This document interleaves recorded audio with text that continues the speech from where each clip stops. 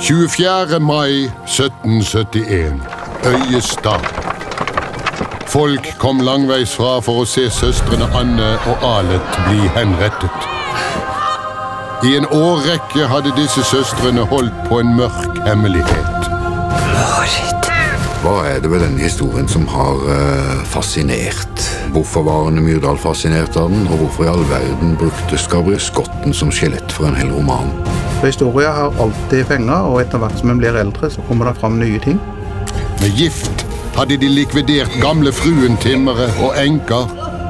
Det tar flere dager å dø av det, og vi heller kan minne om en eller annen ukjent sykdom. Vi har ikke skjønt deres lidelse når de har ligget i vilska i senga. For det kom jo aldri tydelig fram gjennom rettssaken hvorfor disse to jentene tok livet av ofrene sine. Giftmord er litt som å spise potetgull.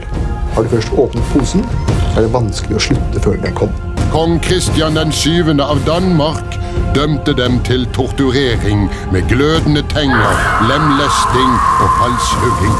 I den kommende dokumentaren går vi nærmere inn på de grusomme hendelsene som utspant seg langs Nidelvens bredder for nesten 250 år siden.